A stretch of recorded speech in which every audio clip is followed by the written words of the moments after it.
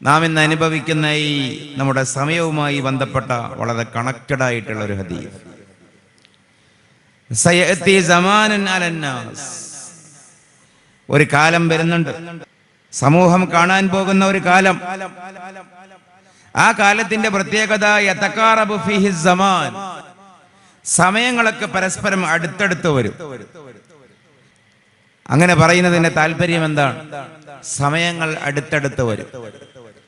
ഫതകൂനു സനതു കശ്ശഹർ വയകൂനു ശഹറു കൽ ജുമുഅ ഫതകൂനു അൽ ജുമുഅതു കൽ യൗം വയകൂനു അൽ യൗമു കസ്സഅ ഫതകൂനു സഅതു കതർഫത്തിൽ ഐൻ. സങ്കീർണമായ ഒരു ഹദീസല്ല, ആർക്കും മനസ്സിലാക്കാൻ പറ്റും. സമയങ്ങൾ അടുത്തടുത്ത് വരിക എന്ന് പറഞ്ഞാൽ ഫതകൂനു സനതു കശ്ശഹർ, ഒരു കൊല്ലം ഒരു മാസം തീർന്നു പോകുന്നത് പോലെ അവസാനിച്ചു പോകും. വയകൂനു ശഹറു കൽ ജുമുഅ, ഒരു മാസം ഒരു ആഴ്ച അവസാനിച്ചു പോകുന്ന അത്രയും വേഗതയിലും കലാശിക്കും. ഫതകൂനുൽ ജുമുഅതു കൽ യൗം, ഒരാഴ്ചയോ ഒരു ദിവസം എന്ന പോലെ പെടുന്നനെ തീർന്നു പോകും. വയകൂനുൽ യൗമു കസ്സഅ, ഒരു ദിവസം ഒരു മണിക്കൂർ പോലെയും തീർന്നു പോകും.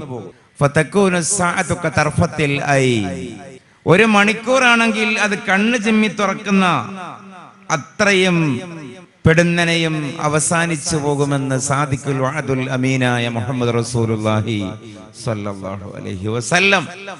നാം ഇവിടെ ഇരുന്ന് ആലോചിക്കേണ്ട ഒരു സംഗതിയുണ്ട്. കൊല്ലത്തിൽ എത്ര മാസം എന്ന് ചോദിച്ചാൽ എന്നും 12 അന്നും ഇന്നും. ദിവസം 165. മാസത്തിലെ ദിവസത്തിനോ ആഴ്ചയിലെ ദിവസത്തിനോ ദിവസത്തിലെ മണിക്കൂറിനോ മണിക്കൂറിലെ മിനിറ്റുകൾക്കോ മിനിറ്റിലെ സെക്കൻഡുകൾക്കോ ഒരു കുറവും ഇല്ല. പക്ഷേ ഈ കാലത്ത് ജീവിക്കുന്ന നമ്മുടെ അനുഭവമാണ് അതിവേഗതയിലാണ് സമയം പോകുന്നത്. വെള്ളിയോട് വെള്ളിയാവുന്നത്, മാസത്തോട് മാസമാവുന്നത്, 1-ാം തീയതിയോട് 1-ാം തീയതി ആവുന്നത്. ഒരുപക്ഷെ ഡിസംബർ 31 കഴിഞ്ഞിട്ട് ജനുവരി 1 അല്ലെങ്കിൽ നവവർഷം, പുതുവർഷം, ന്യൂ ഇയർ, അത് അനുഭവിച്ചതും അതിൽ പങ്കെടുത്തതും ഒക്കെ നമ്മുടെ ഇന്നലെ എന്ന പോലെയാണ്. പക്ഷെ ഇന്ന് മാസം 5, ഒരു കൊല്ലത്തിന്റെ പകുതിയോളമായിരിക്കുന്നു. നമ്മുടെ ആയുസിന്റെ നല്ലൊരു ശതമാനം തീർന്നിരിക്കുന്നു. അപ്പൊ കേവലം ഞാൻ ആയുസ് തീർന്ന കഥ മാത്രമല്ല പറയാൻ ഉദ്ദേശിക്കുന്നത്. ഈ ഹദീസ് എങ്ങനെ പ്രവാചക തിരുമേനി സ്വല്ലല്ലാഹു അലൈഹി വസല്ലമക്ക് പറയാൻ പറ്റി? ആകാശത്തിന്റെ ചുവട്ടിൽ ഭൂമിയുടെ മുകളിൽ 4 ആള് കൂടിയാൽ അഭിപ്രായ വ്യത്യാസമില്ലാത്ത ഒരേ ഒരു വിഷയം ഒരുപക്ഷെ ഇതായിരിക്കാം. ജനിച്ചാൽ മരിക്കുമെന്ന കാര്യത്തിൽ അഭിപ്രായ വ്യത്യാസമില്ല. മറ്റൊരു കാര്യം ഉണ്ടെങ്കിൽ ഇതായിരിക്കും. സമയം പെട്ടെന്നാണ് പോകുന്നത്. വാട്സാപ്പിലെ സ്റ്റാറ്റസുകളും നാം പോസ്റ്റ് ചെയ്യുന്ന കുറിപ്പുകളും ഒക്കെ, വീട്ടിലെ കുട്ടികളുടെ ബർത്ത്ഡേ ഒക്കെ ആലോചിച്ച് നോക്കൂ. 5-ാം ജന്മദിനം, 10-ാം ബർത്ത്ഡേ, 15-ാം ബർത്ത്ഡേ, എത്ര പെട്ടെന്നാണ്. ഇന്നല്ലാഹ ഖദ സവ്വാലിയൽ അർള മശാരികഹാ വ മഗാരിബഹാ, പ്രവാചകന്റെ വചനങ്ങളാണ്. ഈ ഭൂമിയുടെ കിഴക്കും പടിഞ്ഞാറും അല്ലാഹു എനിക്ക് കാണിച്ചു തന്നു, അന്ത്യനാള് വരെ സംഭവിക്കുന്ന കാര്യങ്ങൾ. ഈ ദീൻ ശരിയാണ് എന്നുള്ളതിന് അറ്റ് മിനിമം പുണ്യ നബിയുടെ പുലർന്നുകൊണ്ടിരിക്കുന്ന പ്രവചനങ്ങൾ മാത്രം ഒന്ന് നിരീക്ഷിച്ചാൽ മതി. എങ്ങനെ ഒരാൾക്കിത് പറയാൻ കഴിയുന്നു? എങ്ങനെ ഒരാൾക്കിത് പറയാൻ കഴിയുന്നു? ലാ തഖൂമുസ് സാഅ, ഞാൻ ആമുഖമായി 2-3 ഹദീസും ഒരു ആയത്തും പറയാന്ന് കരുതിയതാണ്. ലാ തഖൂമുസ് സാഅ ഹത്താ യഊദ അർളുൽ അറബി അൻഹാറൻ വ മുറൂജ. പ്രവാചകന്റെ വേറെ ഹദീസ്, അന്ത്യനാൾ സംഭവിക്കുകയില്ല. ഹത്താ യഊദ അർളുൽ അറബി അൻഹാറൻ വ മുറൂജ, അറേബ്യൻ നാടുകൾ പൂന്തോട്ടങ്ങളും നദികളും സമുദ്രങ്ങളും ഒക്കെയായി മടങ്ങുന്നത് വരെ ഗൗരവത്തിൽ ആലോചിക്കണം. പുണ്യ നബി ഇത് പറയുമ്പോൾ അറേബ്യയിൽ പൂന്തോട്ടങ്ങളില്ല, പാർക്കുകളില്ല, നദികളില്ല, അറിയപ്പെട്ട ജലാശയങ്ങളൊന്നും സാർവത്രികമായി അറേബ്യയിൽ ഒരിടത്തും ഇല്ല. ഒറ്റപ്പെട്ട കഥകളിലേ ഉള്ളൂ. പക്ഷേ പ്രവാചകൻ പറഞ്ഞു, അന്ത്യനാൾ ആകുമ്പോഴേക്ക് അറേബ്യ മുഴുവനും ഹരിതാപമാകും, കൃഷി നിറയും, തോട്ടങ്ങൾ നിറയും, ജലസേചന പദ്ധതികൾ നിറയും, ഇറിഗേഷൻസ് നിറയും, ഉല്ലാസ കേന്ദ്രങ്ങളും തോടുകളും അരുവികളും പുഴകളും ഒക്കെ കുഴിക്കപ്പെടും. അങ്ങനെ ഒരു കാലം വരാതെ അന്ത്യനാൾ സംഭവിക്കില്ല.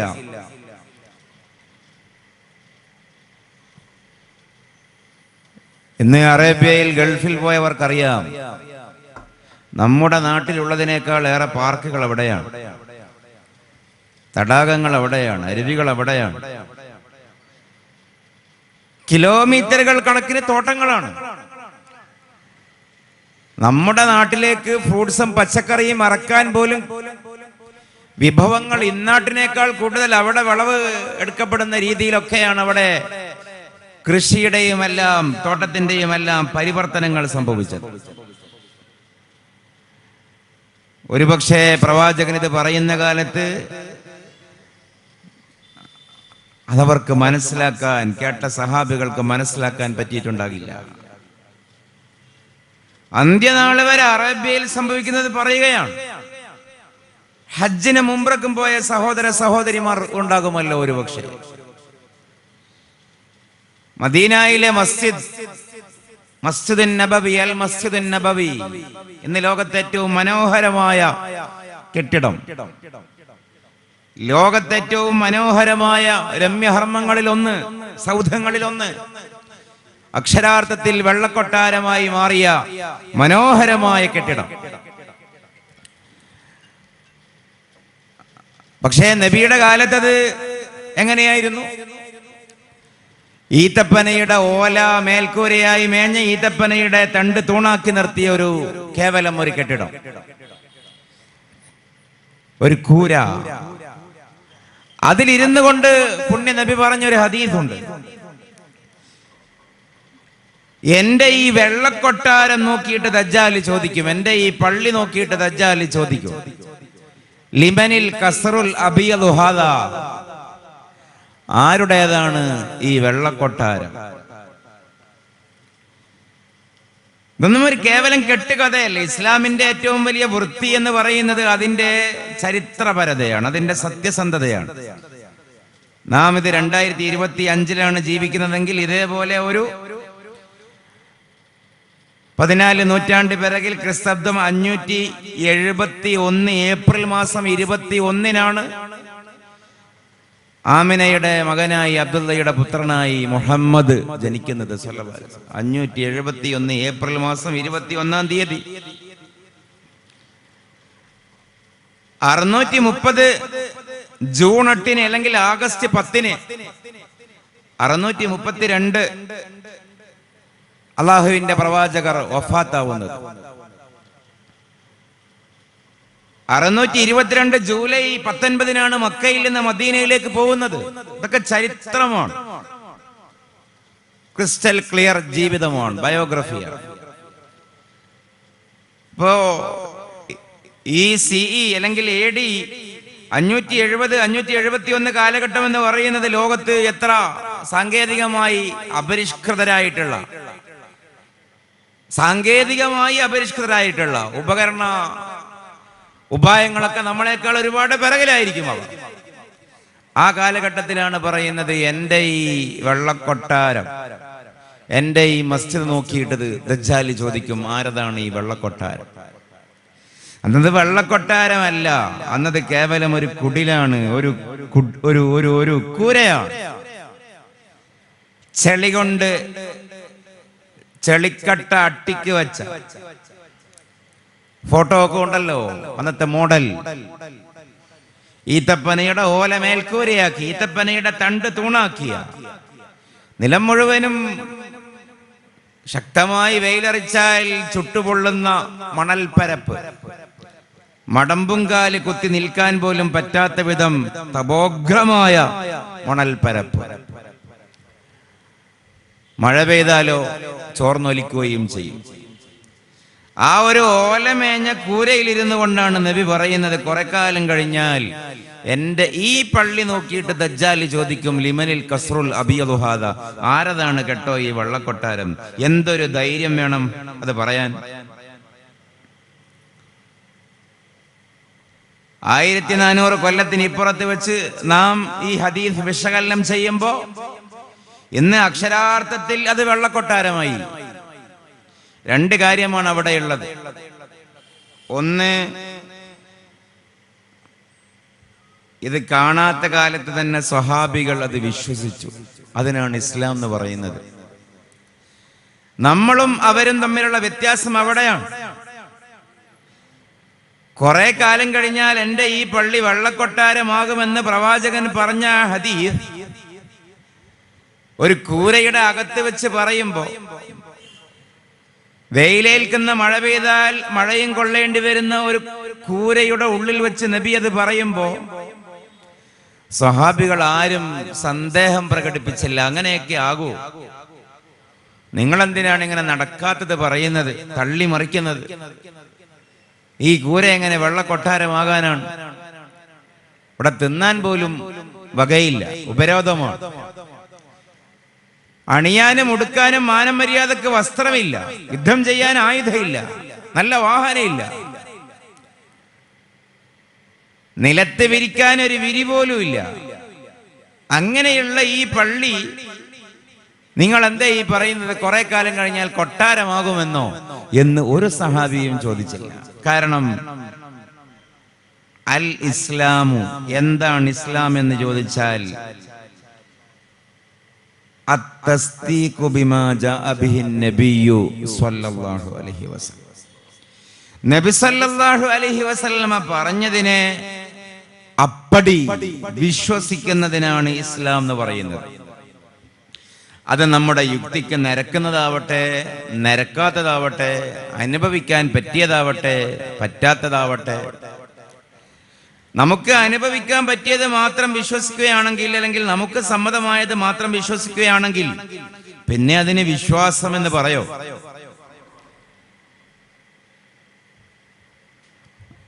നമുക്ക് മനസ്സിലാക്കാനും അനുഭവിക്കാനും പറ്റാത്ത കാര്യങ്ങൾ ലോകത്തുണ്ട് എന്നതിൻ്റെ അർത്ഥം നമുക്കത് മനസ്സിലാക്കാൻ പറ്റുന്ന പാകതയിലുള്ള ഒരു ബുദ്ധിശക്തി ഇല്ല എന്ന് മാത്രമാണ്. ആ കാര്യം ഇല്ല എന്നുള്ളതല്ല.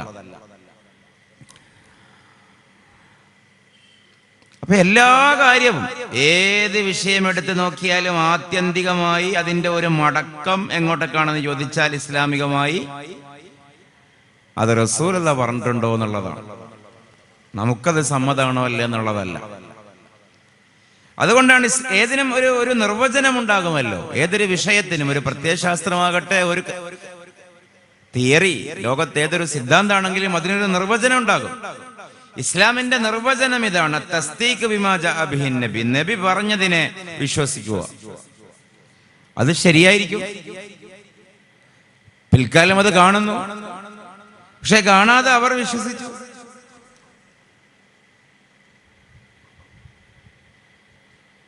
ഇപ്പൊ വിശുദ്ധ ഖുർആനിലെ ഒരായത്ത്, വലിയ ഒരു വിശേഷമുള്ള ആയത്തൊന്നും അല്ല കേട്ടാൽ, പക്ഷെ ഒരു കൗതുകമുണ്ട്. സൂറത്തു ദുഖാൻ, കം തറകൂ മിൻ ജന്നാത്തിൻ വ ഉയൂൻ വ സുറൂഇൻ വ മഖാമിൻ കരീം വ നഅമത്തിൻ കാനൂ ഫീഹാ ഫാഖിഹീൻ കദാലിക വ ഔറസ്നാഹാ ഖൗമൻ ആഖരീൻ ഫമാ ബഖത് അലൈഹിമുസ് സമാഉ വൽ അർദ് വമാ കാനൂ മുൻദരീൻ. ഇസ്ലാമിനെ കൃത്യമായി ഒരാൾക്ക് മനസ്സിലാക്കാൻ സാധിച്ചാൽ വേറൊരു വിഷയവും അയാൾക്ക് രസം ഉണ്ടാകില്ല, ഹര ഉണ്ടാവില്ല. ഇത് മാത്രമാകും രസം. കാരണം അത്രക്ക് ഭംഗിയുണ്ട് ഇതിന്റെ ഒരു ആന്തരികാർത്ഥങ്ങൾ. ലോകത്തെ വലിയ ചരിത്രത്തിലെ ഏറ്റവും നികൃഷ്ടനായ നീചനായ ഏകാധിപതിയായിരുന്നു റംസീസ് രണ്ടാമൻ എന്ന ചരിത്രത്തിൽ അറിയപ്പെടുന്ന ഓസിമാൻഡിയോസ് എന്ന പേരുകാരനായ ഫിർഔൻ, കലീമുല്ലാഹി മൂസ അലൈഹിസ്സലാമിന്റെ പ്രതിയോഗി. ഫിർഔനെ കേൾക്കാത്ത ആരും ഉണ്ടാവില്ലല്ലോ. അതും ഒരു സാങ്കല്പിക കഥാപാത്രമല്ല. ഇന്നത്തെ ഈജിപ്തിലെ അന്നത്തെ ഭരണാധികാരിയായിരുന്നു. റംസീസ് രാജവംശം. അദ്ദേഹം റംസീസ് പരമ്പരയിൽപ്പെട്ട രണ്ടാമൻ.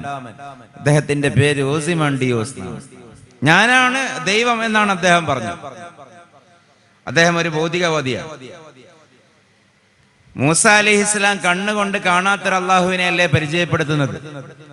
നിങ്ങൾ എന്തിനാണ് കണ്ണുകൊണ്ട് കാണാത്തൊരു അള്ളാഹുവിനെ ആരാധിക്കുന്നത്? കണ്ണുകൊണ്ട് കാണുന്ന ഞാനില്ലേ ഇവിടെ? ഇതാണ് ഫിറഔന്റെ വാദം.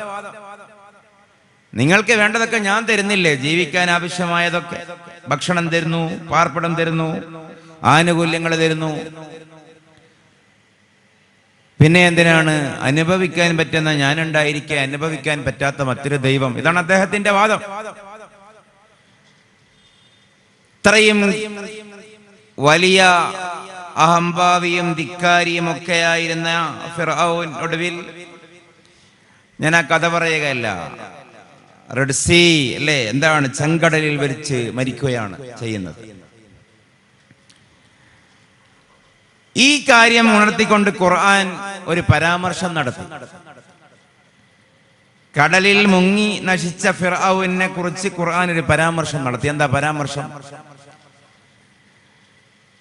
കം തറക്കൂ മിൻ ജന്നാത്തിൻ വ ഉയൂൻ. ഫിർഔനും പരിവാരങ്ങളുമൊക്കെ എന്തുമാത്രം തോട്ടങ്ങളും കൃഷികളും ഒക്കെയാണ് ഇട്ടേച്ച് വിട്ടേച്ച് പോയത് മരിക്കുമ്പോ. മഖാമിൻ കരീം. എത്ര തോട്ടങ്ങളും അരുവികളുമാണ് ഇട്ടേച്ച് പോയത്. മഖാമിൻ കരീം. എത്ര കൃഷിയിടങ്ങളും എത്ര ഉന്നതമായ മട്ടുപ്പാവുകളും കൊട്ടാരങ്ങളുമാണ് ഇട്ടേച്ച് പോയത്. വനഅമത്തിൻ കാനൂ ഫീഹാ ഫാഖിഹീൻ. അവർ ആർമാദിക്കുകയും ആസ്വദിക്കുകയും ചെയ്തിരുന്ന എത്രയെത്ര അനുഗ്രഹങ്ങളാണ് അവർ ഇട്ടേച്ച് പോകേണ്ടി വന്നത്. കദാലിക വഔറസ്നാഹാ ഖൗമൻ ആഖരീൻ. എന്നിട്ട് പിന്നെ ആ ഫിർഔനും സംഘവും പോയതിനു ശേഷം വേറെ ജനതക്ക് നാം അത് കൊടുത്തു. ഇങ്ങനെ ഫിർഔൻ എന്ന് പറയുന്ന വലിയ ചക്രവർത്തി കടലിൽ മുങ്ങി നശിച്ചതിനെ ചൊല്ലി ഫമാ ബഖത് അലൈഹിമുസ് സമാ. ആകാശം കരഞ്ഞില്ല. ഫമാ ബഖത് അലൈഹിം. അവരെ ചൊല്ലി വിലപിച്ചില്ല, കരഞ്ഞില്ല. അസ്സമാഉ ആകാശം. വൽ അർദു ഭൂമിയും കരഞ്ഞില്ല. വമാ കാനൂ മുൻവരീൻ. അവർ തിരിച്ചു വരട്ടെ എന്നാരും കാത്തിരുന്നുമില്ല, അല്ലെങ്കിൽ അവർക്ക് സാവകാശം ചെയ്യപ്പെട്ടു കൊടുത്തുമില്ല. നിങ്ങൾ ചിന്തിക്കുന്നുണ്ടാകും, ഇതെന്താണ് ഇയാൾ പറയുന്നത്? ഒരാൾ മരിച്ചാൽ ആകാശം കരയില്ല എന്ന് എല്ലാവർക്കും അറിയാം, ഭൂമി കരയില്ല എന്ന് എല്ലാവർക്കും അറിയാം. പക്ഷെ എന്താണ് ആ പറഞ്ഞതിന്റെ സാങ്കത്യം എന്ന് മനസ്സിലായത്, അനുഭവത്തിൽ മനസ്സിലായത് ഒരു 10-30 കൊല്ലങ്ങൾക്ക് മുമ്പാണ്. എന്താണ് കാര്യം? നമുക്കറിയാം, ഇന്ന് ടൂറിസം വളരെ വികസിച്ച കാലമാണ്. ലോകത്തിന്റെ എല്ലാ ഭാഗത്തേക്കും ആളുകൾ ചറപറ സഞ്ചരിക്കുന്നു. ഈജിപ്തിന്റെ പ്രത്യേകത, നമ്രൂദിന്റെ ഫിർഔനിന്റെ തട്ടകം ഈജിപ്താണ്. ഈജിപ്തിൽ കൂടുതൽ അതിന്റെ ചരിത്രത്തിന്റെ ഭാഗം അവിടെയുള്ള പിരമിഡുകളാണ്. പിരമിഡുകളുടെ പ്രത്യേകത, ഈജിപ്തിലെ പിരമിഡുകളുടെ പ്രത്യേകത, അതിന്റെ അകത്ത് മുൻകാലക്കാരായ രാജാക്കന്മാർ ഉപയോഗിച്ചിരുന്ന അവരുടെ അവശിഷ്ടങ്ങളും അവശേഷിപ്പുകളും അവരുടെ ഡെഡ് ബോഡീസും ഒക്കെയാണ് ഈ പിരമിഡുകൾക്കുള്ളിൽ ഉള്ളത്. ബോക്സിൽ അടക്കം ചെയ്ത അവരുടെ മമ്മികൾ എന്ന് പറയും. അപ്പൊ ചിലപ്പോഴൊക്കെ ഈ പിരമിഡ് തകരും. കാലപ്പഴക്കം കൊണ്ട് നുരുമ്പിച്ചും ജീർണിച്ചും പൊടിക്കാറ്റടിച്ചും ഒക്കെ അത് തകരും. അപ്പൊ ചിലപ്പോഴൊക്കെ അതിന്റെ ഉള്ളിൽ നിന്ന് മമ്മികളൊക്കെ പുറത്തു വരും, പുറത്തെടുക്കും. ഇപ്പൊ ലോകത്ത് ഇന്ന് നടക്കുന്ന വലിയൊരു ചരിത്രത്തിന്റെ ഭാഗമായ, ചരിത്ര പഠനത്തിന്റെ ഭാഗമായ, ആന്ത്രോപോളജിക്കൽ ഹിസ്റ്ററിയുടെ ഭാഗമായിട്ടുള്ള ഒരു ശ്രമം, ആർക്കിയോളജിസ്റ്റുകൾ ഈ പിരമിഡിന്റെ അകത്ത് നിന്നും മമ്മി പുറത്തെടുത്തിട്ട് അത് പരിശോധിക്കുന്ന കൂട്ടത്തിൽ കുറെ താളിയോലകൾ ഉണ്ടാകും. താളിയോലകൾ എന്ന് പറഞ്ഞാൽ ഇന്ന് നമ്മൾ ടൈപ്പ് ചെയ്യുന്നു, അതേപോലെ കടലാസിൽ എഴുതുന്നു എന്നൊക്കെ പറഞ്ഞതുപോലെ അന്ന് ഈ താളിയോലയിലാണ് എഴുതുക. എല്ലിന്റെ പുറത്ത് എല്ലുമ്മലും കല്ലുമ്മലും താളിയോലയൊക്കെയാണ് എഴുതാറുള്ളത്. അപ്പൊ ഈ ബോക്സിന്റെ ഉള്ളിൽ നിന്ന് കിട്ടുന്ന താളിയോലകളുടെ ഭാഷ ഇന്നത്തെ ഭാഷയായിരിക്കില്ല. 3000-4000 കൊല്ലം മുമ്പുള്ള ലിപികളാണ്. അപ്പൊ അതിനെ ഇന്നത്തെ ഭാഷയിലേക്ക് വായിക്കുക എന്നുള്ള ശ്രമകരമായൊരു ജോലി, വളരെ അധ്വാനം നിറഞ്ഞ ജോലിയാണ്. അത് ലോകത്ത് നടക്കുന്നുണ്ട്. അപ്പൊ ഈജിപ്തിലെ ഈ താളിയോലയിൽ ആലേഖനം ചെയ്യപ്പെട്ട ലിപികളുടെ ഭാഷ ഹീറോഗ്ലിഫിക് ലാംഗ്വേജ് കുടുംബത്തിൽ വരുന്ന ഭാഷ. ജസ്റ്റ് അത് ഗൂഗിൾ ചെയ്താലൊക്കെ മനസ്സിലാവും. കുറെ ചിഹ്നങ്ങളായിരിക്കും, ചതുരം, ത്രികോണം, വൃത്തം, അതിൻ്റെ ഉള്ളിൽ കുറെ കുത്ത്, കുറി, കോമ. അപ്പൊ അത് ഒരുപാട് ഇന്റർമീഡിയറ്റ് ലാംഗ്വേജുകളിലേക്ക് മാറ്റി ഇന്നത്തെ ഇംഗ്ലീഷിലേക്ക് കൊണ്ടുവരണം. കൂട്ടത്തിൽ ഒരു താളിയോല വായിക്കപ്പെട്ടു. ആ താളിയോല 2017 വായിക്കപ്പെട്ടത്. 2017 ഇപ്പോൾ ആവറ്റ ആൾക്കാരുടെ പേരിനൊന്നും പ്രസക്തിയില്ല. അത് വായിച്ചു നോക്കുമ്പോൾ അതിലെന്താ ഉള്ളത്? ഈജിപ്തിലെ ഭരണാധികാരിയായിരുന്ന റംസീസ് രണ്ടാമനോട് കൊട്ടാരത്തിലെ കവികൾ മുഖസ്തുതിയായി പാടി. ഇത് പറയുമ്പോൾ ഒരു കാര്യം കൂടി പറയണം. ഇത്തരം താളിയോലയിൽ നിന്ന് വായിക്കാൻ പറ്റുന്ന ശ്ലോകങ്ങൾ എന്താണ് എന്ന് മുഴുവനും റെക്കോർഡായി ഇന്ന് വായിക്കാൻ കിട്ടും. പിരമിഡ് അട്രൻസ് എന്ന ജസ്റ്റ് ഒരുപാട് സൈറ്റുകളുണ്ട്. അട്രൻസ് എന്ന് പറഞ്ഞാൽ ഉദ്ധരണികൾ, ശ്ലോകങ്ങൾ, മൊഴികൾ. ഈ പിരമിഡിൽ രേഖപ്പെടുത്തപ്പെട്ട മൊഴികൾ, ആ കൂട്ടത്തിൽ ഞാൻ ഈ പറയുന്നതും കാണാം. പിരമിഡ് അട്രൻസ് 1365 വേഴ്സ് നമ്പർ 553. എന്താ അറിയോ? ഈജിപ്തിലെ ഭരണാധികാരിയായ റംസീസ് രണ്ടാമനോട് കൊട്ടാരത്തിലെ കവികൾ മുഖസ്തുതി പറഞ്ഞു. അന്നൊക്കെ കൊട്ടാരത്തിൽ ഇന്നും അറിയാലോ, കൊട്ടാരത്തിൽ രാജാവിന്റെ മുഖസ്തുതി പറഞ്ഞ് അവരെ സുഖിപ്പിച്ച് പൊന്നും പൊട്ടും പവിഴവും സ്ഥാനവും ഒക്കെ ആയി പോകുന്ന കൊട്ടാര വിദൂഷകന്മാർ, അതേപോലെ കവികളൊക്കെ ഉണ്ടാകും. ഈ കൊട്ടാര കവികൾ ഫിറഔനോട് പറഞ്ഞു. എന്താ പറഞ്ഞത്?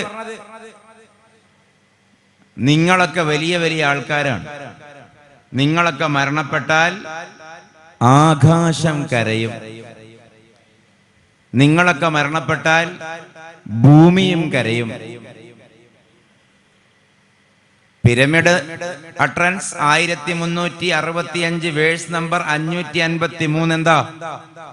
The sky will weep for thee, the earth will tremble for thee, the most awaited one. ഇതാണ് ആ ശ്ലോകം. ഇതിന്റെ അർത്ഥമാണ് ഞാൻ ഈ പറഞ്ഞത്. The sky will weep for thee, ആകാശം താങ്കൾക്ക് വേണ്ടി കണ്ണീർ പൊഴിക്കും.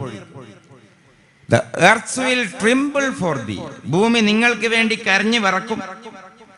The most awaited one, മരണപ്പെട്ടാലും തിരിച്ചു വരുമെന്ന് മറ്റുള്ളവരാൽ പ്രതീക്ഷിക്കപ്പെടുന്നവരിൽ ഒന്നാമനെ. നമ്മളെ വലിയ വലിയ നേതാക്കന്മാരൊക്കെ മരണപ്പെട്ടാൽ പത്രക്കാരൊക്കെ ചിലപ്പോൾ സെൻസേഷണൽ സ്റ്റോറി എഴുതൂലേ? ശ്മശാനമുഖമായിരുന്നു, ഇരുണ്ട അന്തരീക്ഷമായിരുന്നു, ഇല പോലും അനങ്ങിയില്ല. മെറ്റഫറിക്കലി പറയാലോ, ആലങ്കാരികമായി. അതേപോലെ ഒരു കാര്യമാണ് കവികൾ പറഞ്ഞത്. നിങ്ങൾ മരിച്ചാൽ ആകാശം കരയും. കാരണം നിങ്ങളുടെ നഷ്ടം ഈ ലോകത്തിന്റെ നഷ്ടമാണ്, പ്രകൃതിയുടെ പ്രപഞ്ചത്തിന്റെ നഷ്ടമാണ്. അപ്പൊ ആകാശം തന്നെ കരയും. നിങ്ങൾ മരണപ്പെട്ടാൽ ഭൂമിയും കരയും. കാരണം നിങ്ങളെപ്പോലെ ഒരാൾ ഭൂമിയിൽ ഇല്ലല്ലോ. അത്രയും പ്രധാനിയല്ലേ, നേതാവല്ലേ. നിങ്ങൾ മരിച്ചാൽ ആൾക്കാർ കാത്തിരിക്കും, നിങ്ങൾ ജീവിതത്തിലേക്ക് തിരിച്ചു വരുമെന്ന്. ഇതാണ് മുഖസ്തുതിയായി പാടിയത്. ഇങ്ങനെ ഫിർഔന്റെ മുഖത്ത് നോക്കി ഫിർഔന്റെ കൊട്ടാര കവികൾ പാടിയിരുന്നു എന്ന് 2017 മുമ്പ് ലോകർക്കറിയില്ലായിരുന്നു. നമ്മുടെ കാലത്താണ് ഇത് പുറത്തു വന്നത്. ഇത് BC എന്ന് പറഞ്ഞാൽ ഈസാ അലൈഹിസ്സലാം ജനിക്കുന്നതിന്റെ മുമ്പാണ് ഈ താളിയോലയിലൊക്കെ ഇത് എഴുതപ്പെട്ടത്. പക്ഷെ ഇതൊന്നും അറിയാതെ മദീനയിൽ വിശുദ്ധ ഖുർആനുമായി വന്നു മുഹമ്മദ് റസൂലുള്ളാഹി സ്വല്ലല്ലാഹു അലൈഹി വസല്ലം. എന്നിട്ട് ഫിർഔനിന്റെ തകർച്ചയും മരണവും പരാമർശിക്കുന്ന ഭാഗമെത്തിയപ്പോൾ ഖുർആൻ പറയുകയാണ് ഫമാ ബഖത് അലൈഹിമുസ് സമാ. ഫിർഔൻ മരിച്ചാൽ ആകാശം കരയുമെന്നാണ് 3000 കൊല്ലം മുമ്പ് കവികൾ പറഞ്ഞത്. പക്ഷേ ഫമാ ബഖത് അലൈഹിമുസ് സമാ, ഫിർഔൻ നശിച്ചപ്പോൾ ആകാശം അറിഞ്ഞതേ ഭാവിച്ചില്ല, ഒരു തുള്ളി പോലും കരഞ്ഞില്ല. വൽ അർളു, ഫിർഔൻ മരിച്ചാൽ ഭൂമിയും കരയും എന്നാണ് സഹസ്രാബ്ദങ്ങൾക്ക് മുമ്പ് കവികൾ പറഞ്ഞത്. പക്ഷേ വൽ അർളു, ഭൂമിയും കരഞ്ഞില്ല, ഭൂമിയും വർച്ചില്ല. നേരെ ചൊവ്വയാണ്. The sky will be for thee, കവി. ഫമാ ബഖത് അലൈഹിമുസ് സമാ, അല്ലാഹ്. The earth will tremble for thee, കവി. വൽ അർളു, ഖുർആൻ. The most awaited one, കവി. ഫമാ കാനു മുൻദരീൻ, ആരും അവരെ കാത്തിരുന്നില്ല, വിശുദ്ധ ഖുർആൻ. ഞാൻ അറിയുന്ന കാര്യങ്ങൾ നിങ്ങൾ അറിഞ്ഞിരുന്നുവെങ്കിൽ നിങ്ങൾ സ്വൽപ്പമേ ചിരിക്കൂ, ധാരാളം കരയുമായിരുന്നു എന്ന് മുഹമ്മദ് റസൂലുള്ളാഹി സ്വല്ലല്ലാഹു അലൈഹി വസല്ലം. ഞാൻ ഇനി പറയുന്നത് മുതൽ നിങ്ങൾ മനസ്സ് തുറന്ന് കാത് തുറന്ന് കേട്ടാൽ പോരാ, മനസ്സ് തുറന്ന് കേൾക്കണം, എങ്കിലിത് മനസ്സിലാവൂ. നിങ്ങൾ എന്നേക്കാൾ മനസ്സിലാക്കാൻ പറ്റിയവരാണ്, അത് മറ്റൊരു വിഷയം. ഞാൻ ഇതിന്റെ ഭാഗമായി പറഞ്ഞു എന്ന് മാത്രം. ഞാൻ റസൂലുള്ളാഹിന്റെ ഒരു സല്ലല്ലാഹു അലൈഹി വസല്ലം ഒരു ഭാവം എങ്ങനെയാണെന്ന് ഹദീസിൽ വന്നത് പറയാം. അത് വെച്ചിട്ട് നമ്മുടെ മനോഭാവത്തെ നിങ്ങൾ അളക്കണം. എന്നിട്ട് ആധുനികത എന്തുകൊണ്ട് ഒരു തെറ്റായ ടെൻഡൻസിയാണ് എന്ന് മനസ്സിലാക്കുകയുമാണ്. കാന റസൂലുള്ളാഹി സ്വല്ലല്ലാഹു അലൈഹി വസല്ലം മുതവാസിലൽ അഹ്സാനി ദായിമൽ ഫിക്രി ലൈസ ലഹു റാഹ ലികുല്ലി ഹാലിൻ ഇൻദഹു ഇതാദ്. എന്താണ് നബി എന്ന് ചോദിച്ചാൽ, റസൂലുള്ളാഹിന്റെ ഒരു വൈബ് എന്താന്ന് ചോദിച്ചാൽ ഇതാണ് വൈബ്. റസൂലുള്ളാഹിന്റെ വൈബും നമ്മൾ ആലോചിക്കണല്ലോ. ചക്കന്മാരെ വൈബും കാന്താരി പെൺകുട്ടികളുടെ വൈബും തന്ത വൈബും മാത്രം ആലോചിച്ചാൽ പോരാ, എന്തായിരുന്നു റസൂലുള്ളാഹിന്റെ വൈബ്, അതാണ് ഈ പറഞ്ഞത്. കാന റസൂലുള്ളാഹി സ്വല്ലല്ലാഹു അലൈഹി വസല്ലം, നബി സല്ലല്ലാഹു അലൈഹി വസല്ലം ആയിരുന്നു മുതവാസിലൽ അഹ്സാൻ, സദാ ദുഃഖിതനായിരുന്നു, ഖിന്നനായിരുന്നു. ദായിമൽ ഫിക്ർ, സദാ സുചിന്തിതനായിരുന്നു, ചിന്തകനായിരുന്നു. ലൈസ ലഹു റാഹ, മതിമറക്കുന്ന ഒരു ചിയർ സന്ദർഭം നബിക്കുണ്ടായിരുന്നേയില്ല. ലികുല്ലി ഹാലിൻ, സന്ദർഭമേതായാലും ഇൻദഹു ഇതാദുൻ, അത് മറികടക്കാനുള്ള മറുമരുന്ന് നബിയുടെ കയ്യിലുണ്ടായിരുന്നു. എന്താ പറഞ്ഞത്? മുതവാസിലൽ അഹ്സാൻ. എപ്പോഴും റസൂലുള്ളാഹിക്ക് ടെൻഷനായിരുന്നു. എന്ത് ടെൻഷൻ എന്നറിയോ? മാനവികതയുടെ ടെൻഷൻ. കച്ചവടം പൊട്ടിയ ടെൻഷനല്ല, ആൾക്കാര് പഴി പറഞ്ഞ ടെൻഷനല്ല, അംഗീകരിക്കപ്പെടാത്ത ടെൻഷനല്ല. റസൂലുള്ളാഹിന്റെ ടെൻഷൻ ജീവകാരുണ്യപരമായ ടെൻഷനാണ്. എന്തുകൊണ്ടാണ് റബ്ബേ ഇത്രയും വ്യക്തമായ ശക്തമായ ഈ സത്യം ജനങ്ങൾക്ക് മനസ്സിലാവാത്തത്? എന്റെ അല്ലാഹ്, ഞാൻ ഉൾപ്പെട്ട ഈ വെളിച്ചം എന്തുകൊണ്ട് മറ്റുള്ളവർക്ക് കിട്ടുന്നില്ല? കാണുന്ന ആളുകളൊക്കെ ഇസ്ലാമിലേക്ക് വന്നില്ലെങ്കിൽ നരകത്തിൽ അകപ്പെട്ടു പോവില്ലേ? സമൂഹം എന്തേ ഇങ്ങനെ ദുഷിച്ചു പോയി? ലഹരിയിലാണല്ലോ, മദ്യമാണല്ലോ പ്രധാനം, യുദ്ധമാണല്ലോ പ്രധാനം, മദിരാക്ഷയാണല്ലോ പ്രധാനം, തൊലിപ്പുറമെയുള്ള ആനന്ദങ്ങളാണല്ലോ പ്രധാനം. ഏവർക്കും വേണ്ടത് സുഖമാണല്ലോ. ആരും എന്തേ ആഴത്തിൽ ആലോചിക്കാത്തത്? പൊരുളുകൾ എന്തേ ചിന്തിക്കാത്തത്? ഇതാലോചിച്ചുകൊണ്ടായിരുന്നു കാന റസൂലുള്ളാഹി സ്വല്ലല്ലാഹു അലൈഹി വസല്ലം മുതവാസിലൽ അഹ്സാൻ. അതൊരു നേതാവിന്റെ ദുഃഖമാണ്, ഒരു മനുഷ്യ സ്നേഹിയുടെ ദുഃഖമാണ്. അതാണ് നബിയുടെ ദുഃഖം, അതാണ് നബിയുടെ ദുഃഖം. ഇവിടെ രാമന്റെ ദുഃഖം എന്ന് പുസ്തകം ഇറങ്ങി. ഇനി ഇറങ്ങേണ്ട പുസ്തകം മുഹമ്മദിന്റെ ദുഃഖമാണ് സ്വല്ലല്ലാഹു അലൈഹി വസല്ലം. അത് മാനവികതയുടെ ദുഃഖമാണ്. സഹസമൂഹത്തിന്റെ നടപ്പിലുള്ള വേദനയാണ്. പിന്നെയോ ഇന്ന് ചിന്തിക്കണം, മറ്റുള്ളവരെ ആലോചിച്ചുകൊണ്ട് ദുഃഖിക്കുക എന്ന് പറയുന്നത് ആധുനിക ലോകം പഠിപ്പിക്കുന്നുണ്ടോ? അങ്ങനെയൊന്നുണ്ടോ ഇന്ന് ലോകത്ത്? അങ്ങനെയൊന്നുണ്ടോ ഇന്ന് ലോകത്ത്? മറ്റുള്ളവരെ ആലോചിച്ചുകൊണ്ട് ദുഃഖിക്കുക. ഗാസയിൽ കുഞ്ഞുങ്ങളെ കുഞ്ഞുങ്ങളെ കരിച്ചു തിന്നുന്നു. തൊട്ടിപ്പുറത്ത് 5 സ്റ്റാർ ഹോട്ടലുകളിൽ ഷെയ്ഖുമാരും സുൽത്താൻമാരും പോലും സൽക്കാരം കൊടുന്നു. ആരെയാ പഴപ്പിച്ചത്? ഇത്തിബാഉ മുഹമ്മദിൻ ഒഴിവാക്കിയിട്ട് സല്ലല്ലാഹു അലൈഹി വസല്ലം ഇത്തിബാഉ ഡാഷ്, അത് അറബികൾക്ക് ശീലമായി. മറ്റുള്ളവരാലോചിച്ചുകൊണ്ട് സങ്കടമുണ്ടോ? ഗാസയിലെ കുഞ്ഞുങ്ങളുടെ ദൈന്യതയാർന്ന ചിത്രം കാണുമ്പോൾ താങ്ങാൻ കഴിയാതെ സ്ക്രോള് ചെയ്ത് ഒഴിവാക്കേണ്ടി വരുന്നു. 61 ദിവസമായി ഇന്നേക്ക് ബ്ലോക്കാണ്. ഒരു വഴിയിൽ നിന്നും ഒരു ട്രക്ക് പോലും, ഒരു ബ്രെഡിന്റെയോ ഒരു ഗോതമ്പിന്റെയോ ഒരു ട്രക്ക് പോലും അങ്ങോട്ടേക്ക് പോകുന്നില്ല. എന്നിട്ടോ അതിന്റെ 100 കിലോമീറ്റർ ഇപ്പുറത്ത് ഒരാടിനെ മുഴുവനും അറുത്തിട്ട് മൃദുലമായ ഭാഗം മാത്രം തിന്ന് ബാക്കി വേസ്റ്റ് ആകുന്നു. അറബി ഷെയ്ഖും മക്കളും ഭാര്യയും. ഇതാണ് ഇന്നത്തെ ലോകം. ഒരാടിനെ മുഴുവൻ അറുത്ത് പൊരിച്ച് അത് തളികയിൽ വെച്ചിട്ട് അതിന്റെ സോഫ്റ്റായ ഭാഗം മാത്രം അത് മാത്രം സ്പൂണ് കൊണ്ട് കോരി തിന്ന് ബാക്കി മുഴുവനും മണ്ണിലേക്ക് വലിച്ചെറിയുന്ന അറബ് ഷെയ്ഖിന്റെ, അറബ് സുൽത്താന്റെ, അവരെ ഭാര്യമാരുടെ 100 കിലോമീറ്റർ അപ്പുറത്ത് കുഞ്ഞുങ്ങൾ വെള്ളം കുടിച്ചിട്ട് മാനം മര്യാദക്ക് തൊണ്ട നനയെ വെള്ളം കുടിച്ചിട്ട് മാസം 2 കഴിഞ്ഞു.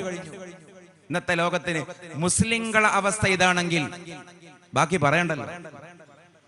അവിടെ പോയി ആയുധം വിൽക്കുന്നവന്റെ കഥ ഞാൻ പറഞ്ഞില്ല. തമ്മിൽ അടുപ്പിക്കുന്നവന്റെ കഥ, ലാഭം കൊള്ളുന്നവന്റേത്, ഇതൊക്കെ വേറെയാണ്. മറ്റുള്ളവർക്ക് വേണ്ടി സങ്കടപ്പെടുക എന്നുള്ളതല്ല. മരിച്ചു കിടക്കുന്ന മയ്യത്തിന്റെ മുമ്പിൽ സെൽഫി എടുക്കുന്ന ടെൻഡൻസി. അതുകൊണ്ടല്ലേ ഞാൻ നേരത്തെ പറഞ്ഞത്, മരിച്ചു കിടക്കുന്ന അല്ലെങ്കിൽ അപകടത്തിൽ മരണപ്പെട്ട വീട്ടിലേക്ക് പോയിട്ട് കോല് പിടിച്ചു പോയിട്ട് ചാനലുകാരൻ സങ്കടമുണ്ടോ എന്ന് മുറിവിൽ മുളക് പുരട്ടുന്ന ഏർപ്പാട്. അവർക്ക് ഇത് മനസ്സിലാവില്ല.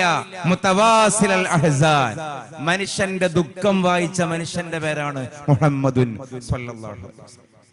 ദാഇമൽ ഫിക്ർ, ചിന്തിക്കുമായിരുന്നു, ആലോചിക്കുമായിരുന്നു. ചിരിയല്ല, ചിന്തയാണ് പ്രധാനം. ഏത് സമയത്ത് റസൂലുള്ളാഹിന്റെ അരികെ പോയാലും വലിയ വലിയ കാര്യങ്ങൾ ആലോചിക്കുകയായിരിക്കും. ആഴത്തിൽ കണ്ണ് തറച്ച് തുറച്ചു നിൽക്കുന്ന രൂപത്തിൽ ഗൗരവമുള്ള ഒരു വിറ്റനല്ല, തമാശക്കാരനല്ല, ഒരു കോമാളിയല്ല, ഒരു കേവലം ഈ പറയുന്നത് പോലെ ഒരു കളിതമാശയുടെ ആളല്ല. ആള് സീരിയസ് ആയിരുന്നു. അതാണ് അതിന്റെ താല്പര്യം. ഇന്ന് ആഴത്തിലുള്ള ആലോചന, ആളുകൾക്കൊന്നും ആഴമില്ല. ഇതാണ് ആധുനികതയുടെ പ്രശ്നം.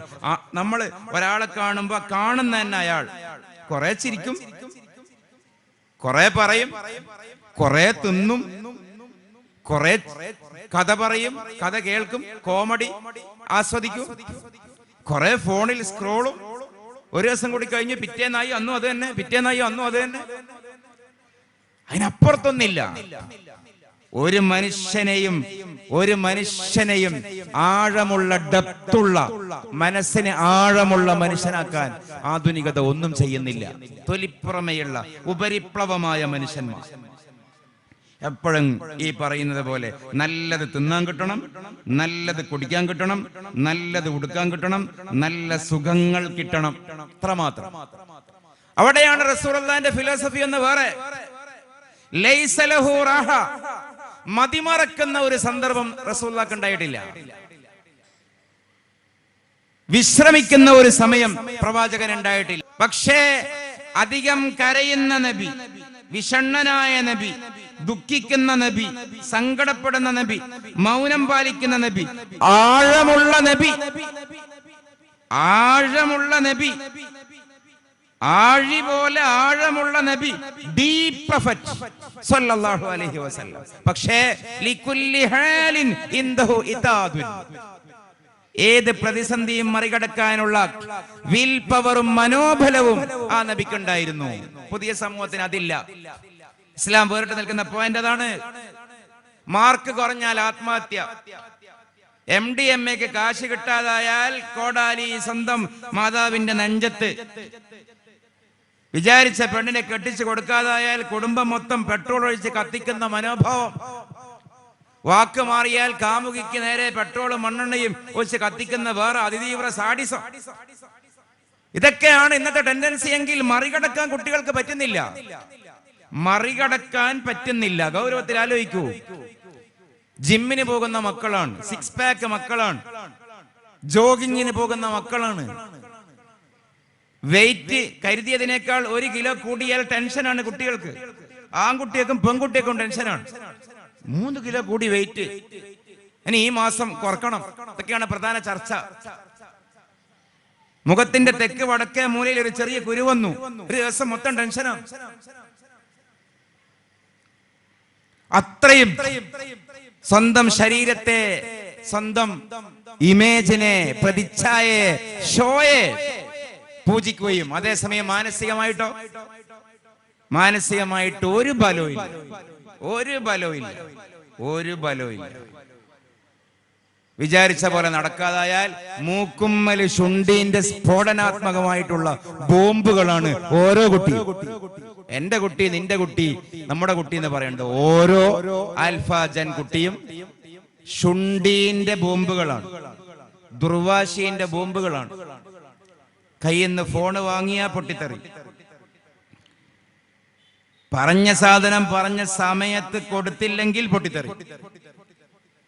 ആ പൊട്ടിത്തെറി കൂടിക്കൂടി ലാസ്റ്റ് മാക്സിമം പൊട്ടിത്തെറി.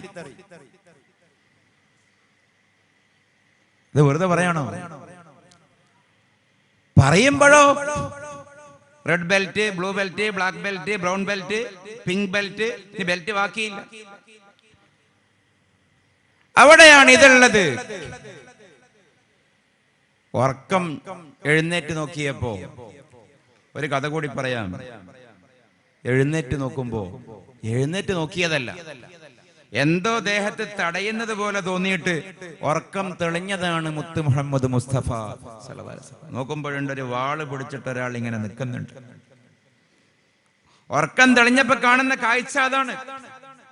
വാളും പൊക്കി എതിരാളി മുമ്പിൽ, ഒരു ചോദ്യവും. മൻ യംനൗക മിന്നി, പണ്ട് മദ്രസയിൽ നബിദിനത്തിന് പറഞ്ഞത് ഓർമ്മയുണ്ടോ ഈ കഥ? മൻ യംനൗക മിന്നി, നിന്നെ എന്നിൽ നിന്ന് ആര് രക്ഷിക്കുന്നതാണ് അതിന്റെ വാക്കർത്ഥം. അതിന്റെ ഒരു സെൻഷ്വൽ മീനിങ്ങോ ഇപ്പന്തായി മുഹമ്മദ് എന്നാണ് സല്ലല്ലാഹു അലൈഹി വസല്ലം. എന്തൊക്കെയായിരുന്നു, പവനായി ശവമായില്ലേ.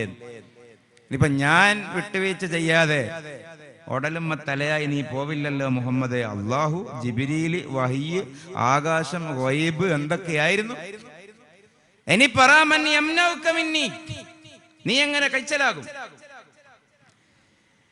ഈ ഹദീസിന്റെ വിശദീകരണത്തിൽ കാണാം, ഈ തിക്തമായ ഭീഷണമായ ഈ സാഹചര്യത്തിലും ഒന്നെഴുന്നേൽക്കുക പോലും ചെയ്യാതെ ഉറക്കച്ചടവോടുകൂടെ ആമിന ബീവിയുടെ മോൻ പറഞ്ഞു. അതെന്ത് പറയാനാണ്? അല്ലാഹ്, ഒരു എതിരാളിയെ ബഹുമാനിക്കണ്ടേ? വാള് പിടിച്ച് കൊല്ലാൻ നിൽക്കുന്ന എതിരാളിയെ ഒന്ന് റെസ്പെക്ട് ചെയ്യണ്ടേ? ഒന്ന് എഴുന്നേറ്റ് നിന്ന്, ഒന്ന് കൂപ്പ് കൈയോടുകൂടെ, ഒന്ന് വിധേയനായി, ഒന്നും ചെയ്യല്ലേ എന്നുള്ള ഭാവത്തിൽ പറയണ്ടേ? അതല്ലൊരു മര്യാദ. ഇരിക്കുക പോലും, നിൽക്കാൻ പോയിട്ട് ഇരിക്കുക പോലും ചെയ്യാതെ ഉറക്കച്ചടവിലെ കിടത്തത്തിൽ പറഞ്ഞു മറുപടി. അല്ലാഹ്, ആള് താഴെ വീണു. അത് കയ്യിലാക്കിയിട്ട് തിരികെ ചോദിച്ചു, ഇനി പറ, മൻ യംനൗക മിന്നി, ഇനി നിന്നെ ആ രക്ഷപ്പെടുത്തു? അതിനെ ആൾക്ക് മറുപടി ഉണ്ടായിരുന്നില്ല. റസൂലും നാവ് കൊണ്ടൊന്നും പറഞ്ഞില്ല, തല കൊണ്ടാട്ടി കേട്ടോ. കൂട്ടിയാൽ കൂടുന്നതിന് നിന്നാൽ മതി മോനെ വിട്ടോ. അതാണ് ലികുല്ലി ഹാലിൻ ഇൻദഹു ഇത്താദ്.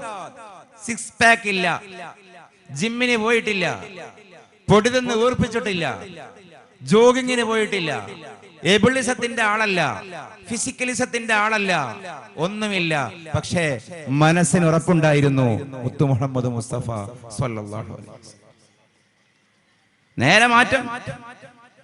ഇതിൽ ഏതിനാണ് ബലം? ഏതിനാണ് ബലം? തന്നെ കൊല്ലാൻ വന്ന ആളുകൾ, നാട് കടത്താൻ അധ്വാനിച്ച ആളുകൾ, കുടുംബക്കാരെ കൊന്നു തള്ളിയ ആളുകൾ, ഫത്ഹു മക്ക ഒരു മാനവിക മനുഷ്യ സൗഹൃദത്തിന്റെ കഥ മാത്രമല്ല, മാനസിക ബലത്തിന്റെ കഥയാ.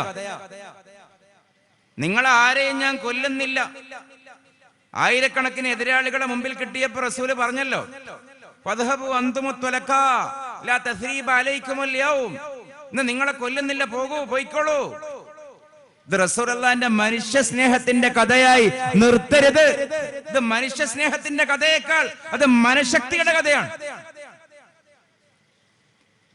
പ്രവാചകനെയും കുടുംബത്തെയും തന്നിൽ വിശ്വസിച്ച ആളുകളെയും വായുവിൽ കരിയില പോലെ തല പാറിപ്പിക്കും വിധം കൊല ചെയ്ത ആയിരങ്ങളെ മുമ്പിൽ കിട്ടിയിട്ടും പൊയ്ക്കൊള്ളൂ എന്ന് പറയുന്ന മനുഷ്യനുള്ള യോഗ്യത, മാനവിക സ്നേഹം 2ാം സ്ഥാനത്താണ്. 1ാം സ്ഥാനത്ത് മനോബലമാണ്. അത് പറയാൻ ശക്തി വേണം. ക്ഷമിക്കാനാണ് ശക്തി വേണ്ടത്, അടിക്കാനല്ല. ക്ഷമിക്കാൻ. ആ ഫിലോസഫിയാണ് ആധുനികതയുടെ മുമ്പിൽ ഇസ്ലാം പറയുന്നത്. ഇത് ഞാൻ വെറുതെ ആവേശത്തിന് പറയല്ല. പുതിയ സമൂഹത്തിന് സബറാണ് ഇല്ലാത്തത്. ഏത് സബർ? സബർ, ക്ഷമ എന്ന് പറഞ്ഞാൽ ഈ ചള്ളയിൽ അടികിട്ടുമ്പോ, ഈ കവളിൽ അടികിട്ടുമ്പോ ഈ കവള് കാണിക്കലല്ല. ക്ഷമ എന്ന് പറഞ്ഞാൽ മൂഡ് ഓഫിന്റെ സന്ദർഭങ്ങളെ മറികടക്കലാണ്. ഫസ്തഈനു ബിസ്സബ്രി വസ്സലാ. നമ്മളെല്ലാ കുറ്റവും ചെയ്യുന്നപ്പോഴാണ് രസമില്ല, അപ്പൊ കള്ളുപിടിക്കാം. ഒരു രസം കിട്ടുന്നില്ല, അപ്പൊ പാർട്ടിക്ക് പോകാം. ഒരു രസമില്ല, മൂഡ് ഓഫ്, ഡള്ള്, എന്താ ചെയ്യേണ്ടതെന്ന് മനസ്സിലാവുന്നില്ല.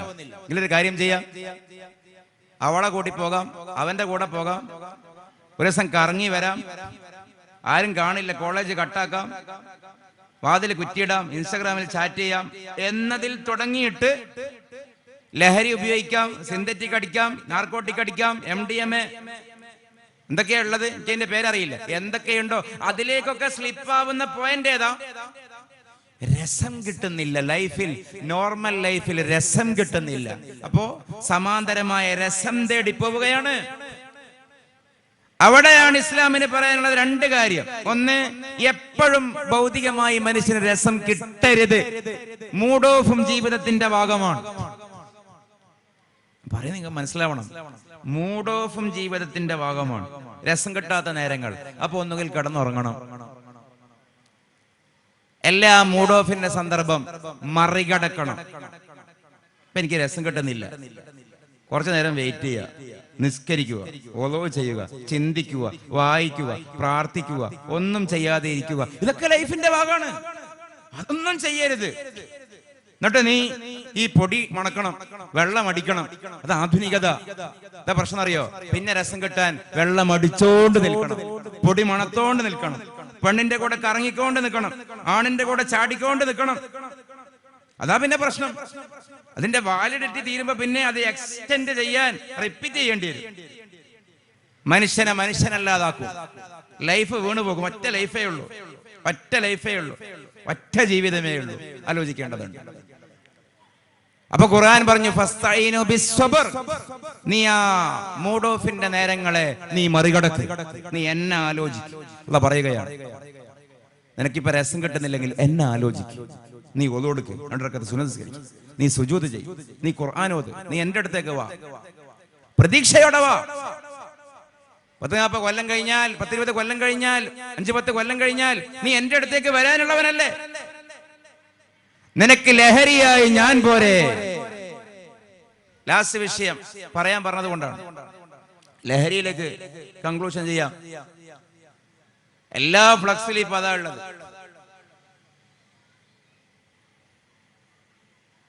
ലഹരി പാടില്ല എന്നുള്ളതിനേക്കാൾ ഒരു അശാസ്ത്രീയമായ ആർഗ്യുമെന്റ് ലോകത്താർക്കെങ്കിലും പറയാൻ പറ്റുമോ?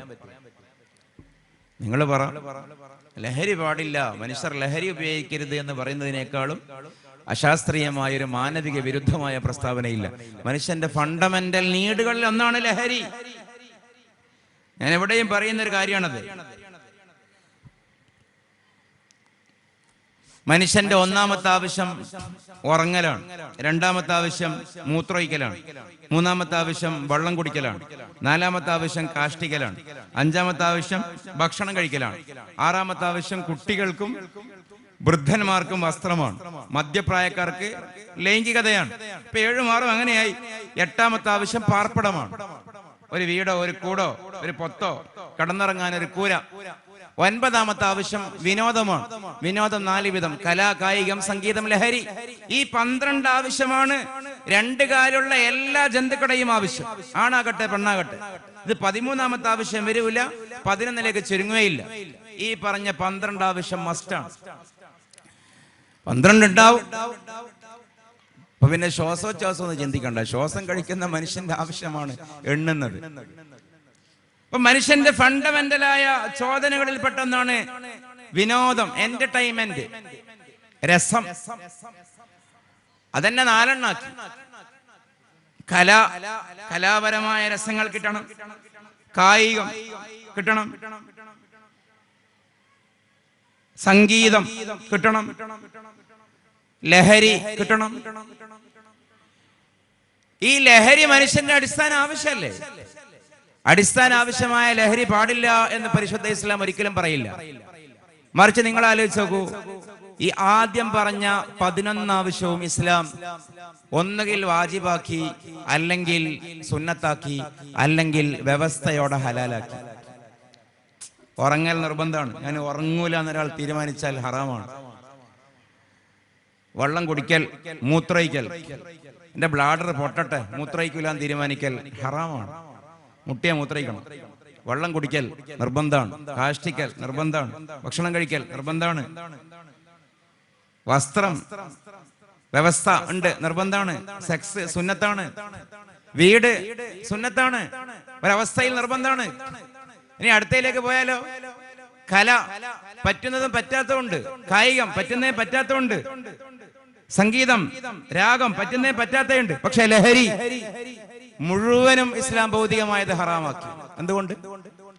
ഇസ്ലാം പറയുന്ന ലഹരി മറ്റൊരു ലഹരിയിലേക്ക് മനുഷ്യരെത്തലാണ്, ആത്മീകമായ ലഹരി. അപ്പൊ ഗവൺമെന്റ് ലഹരി വിരുദ്ധ ക്യാമ്പയിൻ നടത്തുമ്പോഴും,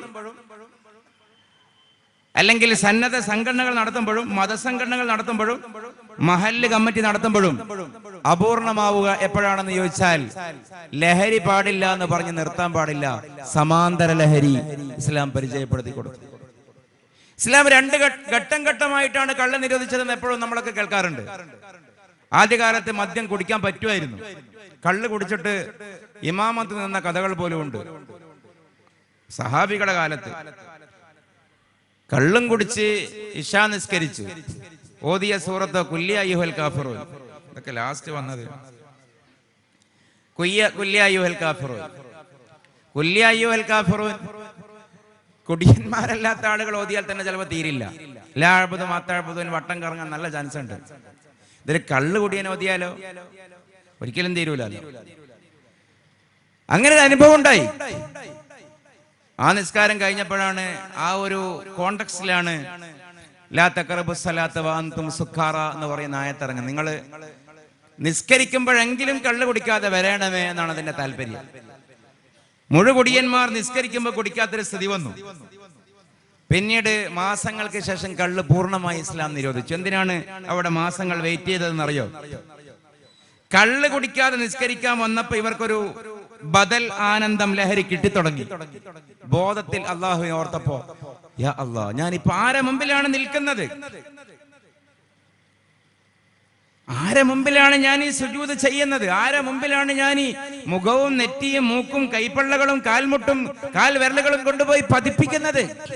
അല്ലാഹുവിന്റെ മുമ്പിലാണ്. എനിക്ക് നാളെ ഇവനെ കണ്ടുമുട്ടണം. ഞാൻ മരിച്ചാൽ ഇവനിലേക്കാണ് അണയാനുള്ളത്. ഞാൻ അവനെ കാണുന്നില്ലെങ്കിലും അവൻ എന്നെ കാണുന്നുണ്ട്. ആരെ വിശ്വസിക്കാൻ പറ്റില്ലെങ്കിലും തെറ്റാത്ത വിശ്വാസ്യത അവനിൽ അർപ്പിക്കാം. ഇത് പഴക്കാത്ത ഗണിതമാണ്. സുജൂദിൽ ഓർത്തു തുടങ്ങി, എഴുതാൽ ഓർത്തു തുടങ്ങി, നട്ടെല്ല് വളക്കാൻ, മുതുക് കുനിക്കാൻ, ചെന്നമരാൻ യോഗ്യതയുള്ളവന്റെ മുമ്പിലാണ് ഞാൻ ഇപ്പോഴുള്ളത്. ആ അറിവ് തിരിച്ചറിയാവുകയും ആ തിരിച്ചറിവ് ആനന്ദമാവുകയും അത് പിന്നീട് ലഹരിയാവുകയും ചെയ്തപ്പോ സമൂഹത്തിന്, സമുദായത്തിന്, സഹാബികൾക്ക് അല്ലാഹുവും റസൂലും ലഹരിയായി മാറിയപ്പോൾ ഖുർആൻ പറഞ്ഞു ഫഹൽ അൻതും മുന്തഹൂൻ, ഇനി ലഹരി വിരുദ്ധത നിങ്ങൾക്ക് പ്രാപിച്ചുകൂടെ, എനിക്ക് കള്ള് വേണ്ട. അല്ലാഹുവിനെയും റസൂലിനെയും അനുഭവിക്കുന്ന പോയിന്റിലേക്ക് സഹാബികൾ എത്തിയപ്പോഴാണ് കള്ള് നിരോധിച്ചത്. ആത്മീക ലഹരി ഇല്ലാത്തൊരു സമൂഹത്തിനോട് കള്ള് കുടിക്കരുതെന്ന് പറഞ്ഞിട്ട് ഒരു കാര്യവുമില്ല. ആത്മീക ലഹരി ഇല്ലാത്തൊരു ജനറേഷനോട് ലഹരി വസ്തുക്കൾ, സിന്തറ്റിക് നാർക്കോട്ടിക്സ് പ്രൊഡക്ട്സ് ഉപയോഗിക്കരുത് എന്ന് പറഞ്ഞിട്ട് ഒരു കാര്യമില്ല. അവര് കറങ്ങിത്തിരിഞ്ഞ് അതിലേക്ക് തന്നെ എത്തും. മനുഷ്യരല്ലേ, എന്തെങ്കിലും രസം വേണ്ടേ? ഒന്നുകിൽ ആത്മീക രസം എന്ന് ഞാൻ മാത്രം പറഞ്ഞ് കാട് കയറുന്നില്ല, ഒരു ഐഡിയോളജിക്കൽ രസം അറ്റ് മിനിമം, പുസ്തകം വായിക്കലെങ്കിലും. ബദൽ ലഹരി വേണം.